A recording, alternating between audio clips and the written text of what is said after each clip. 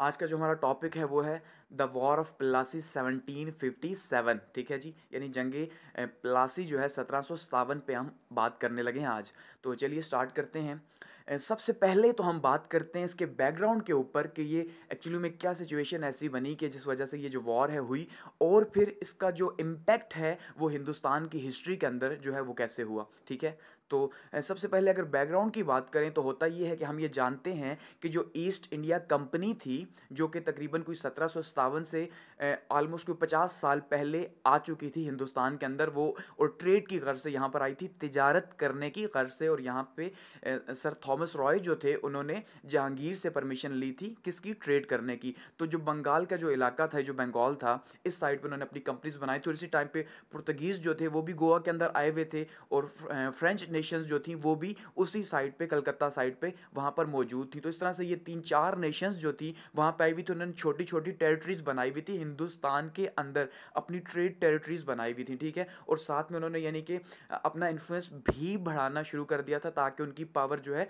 वो बढ़े। यही रेस यहाँ हिंदुस्तान के अंदर जो है वो लगी हुई थी फ्रांस के बीच में और यूके के बीच में, वैसे ही वहाँ पे यूरोप के अंदर भी जो है यही रेस लगी हुई थी इनकी इंपीरियलिज्म की। ठीक हो गया, या कॉलोनियलिज्म की भी हम इसे कह सकते हैं। तो होता यूं है कि जो यहाँ पे जो बंगाल के इलाके के अंदर ईस्ट इंडिया कंपनी के जो कोठी, जो इनका तिजारती हब था, जैसे कहा गया जी फोर्ट विलियम जो इनका किला था। ठीक है, तो वहाँ पे होता कुछ ऐसी है कि वो उस इलाके में इनका असर काफ़ी बढ़ना शुरू हो जाता है। तो जो सिराजुद्दौला थे, जो नवाब थे बंगाल के, ठीक है, और बंगाल में आपको ये बताता चलूँ कि बहुत ही खुशहाल इलाका था उस टाइम का हिंदुस्तान का। ठीक है, यानी कि बहुत ही ज़्यादा प्रोग्रेस और बहुत ही ज़्यादा ग्रोथ थी। इवन यहाँ तक कहा जाता है कि बंगाल की एक जो सिर्फ बंगाल की अगर हम बात करें तो वो इतना ज़्यादा खुशहाल था कि पूरा यूरोप जो है उसके मुकाबले में उसकी ग्रोथ इतनी नहीं थी जितनी कि उस बंगाल के इलाके की थी।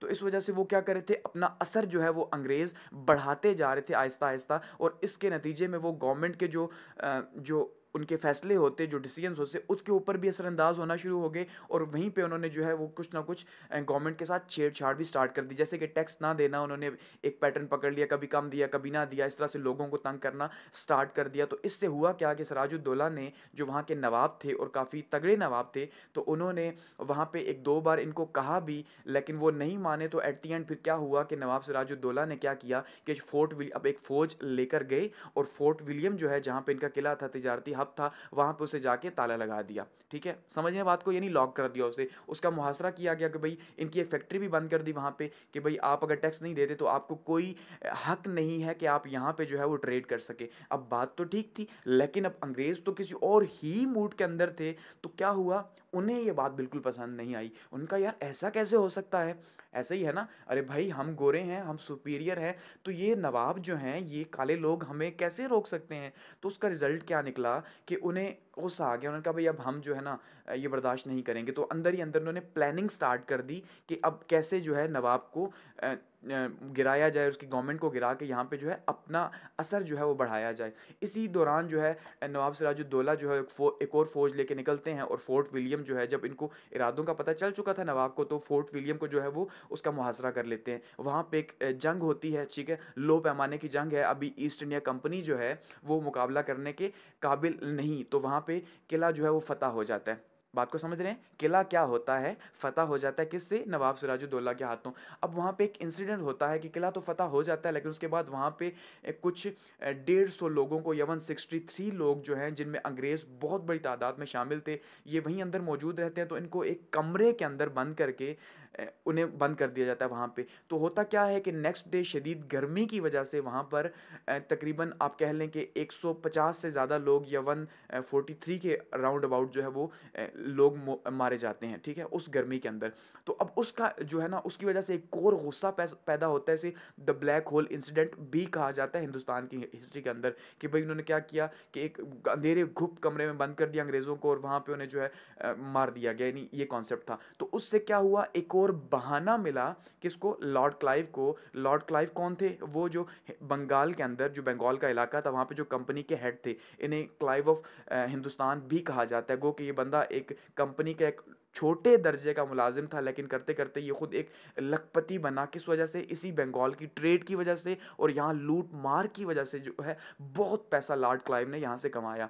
तो उसके बाद क्या किया जी, लॉर्ड क्लाइव ने अब फैसला कर लिया कि भाई अब जो है, अब नवाब सिराजुद्दौला को गिराना ही गिराना है, अब यहाँ पे कब्जा करना ही करना है, अब इससे बदला लेना है, ठीक है। ऐसे में क्या होता है, क्योंकि पावर कम थी लॉर्ड क्लाइव की, तो उसने क्या किया, एक लेटर लिखा मद्रास कंपनी जो थी उनकी, ठीक है, मद्रास के अंदर जो अंग्रेज़ों की दूसरी वहाँ पे छावनी थी, तो वहाँ पे कंपनी को खत लिखा कि भाई हमें इस तरह से फौज चाहिए, तो हमने जो है वो नवाब के अगेंस्ट में एक जंग लड़नी है। तो ये फर्स्ट टाइम था। इससे पहले जो है, मेरी बात को समझिएगा ज़रा, इससे पहले हिंदुस्तान के अंदर गोरे ट्रेड कर रहे थे, लेकिन वॉर अभी तक नहीं लड़ी थी, ठीक हो गया। तो ऐसे में मद्रास कंपनी ने भी वहाँ से जो है अपने सिपाही भेजे, और नतीजे के तौर पे एक बड़ी फौज जो है इकट्ठी हुई, गो कि फिर भी 5,000 की तादाद थी इनकी, और दूसरी साइड पे तकरीबन कोई 50,000 के करीब जो थी वो नवाब सिराजुद्दौला की जो है ना वो फौज थी। तो क्या हुआ जी, मैदान में उतरते हैं, लेकिन इससे पहले जो है सबसे मेजर जो रोल प्ले किया वो किया मीर जाफ़र ने, ठीक है जी। मीर जाफ़र जो था वो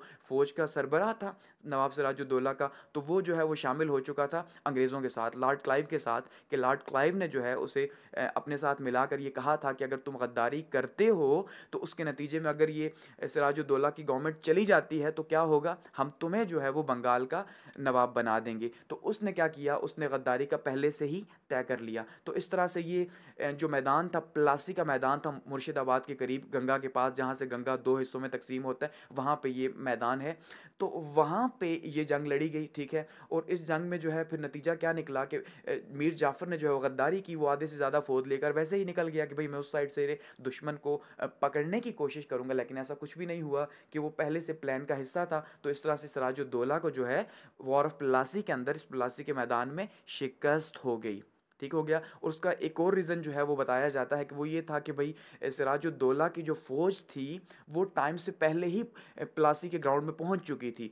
तो उसका नतीजा ये निकला कि यहाँ पे ये अपने इंजॉयमेंट के अंदर लग गए, ठीक है। जैसे कि बादशाह अपने साथ पूरा का पूरा नाच गाने का सामान लेके निकलते हैं, तो पीछे क्या हुआ, उसी रात बारिश हुई, तो उसके नतीजे में जो है वो इनका जो गोला बारूद था वो भी गीला हो गया, ठीक है। और वहीं पे दूसरी साइड पे लॉर्ड क्लाइव जो है वो पूरी रात ट्रैवल करता रहा, और उसने अपने आप को प्रोटेक्ट किया, और साथ में जो उसका असला था उसे भी प्रोटेक्ट किया। तो एक तौर पे जब वो पहुंचे तो यहाँ पे तो इनका असला ही काम नहीं कर रहा था, तोपें ही काम नहीं कर रही थी। तो फिर क्या हुआ ऐसे में कि वन साइडेड वॉर हुई, ठीक है। बावजूद इसके कि 50,000 की फ़ौज थी सिराजुद्दौला के पास, और 5,000 की फ़ौज जो थी वो लॉर्ड क्लाइव की थी, फिर भी वो जीत गए। उस तरह से ये पहला बड़ा मार्का था हिंदुस्तान के अंदर, जो कि अंग्रेज़ों ने हिंदुस्तान के किसी फ़र्द के ख़िलाफ़ या यहाँ के किसी नवाब के ख़िलाफ़ लड़ा था, और इस तरह से उन्हें कामयाबी हासिल हुई। इससे क्या हुआ, ये बहुत बड़ी कामयाबी थी हिंदुस्तान की हिस्ट्री में, ठीक हो गया। ये बहुत बड़ी कामयाबी मानी जाती है ईस्ट इंडिया कंपनी की। तो इससे ईस्ट इंडिया कंपनी का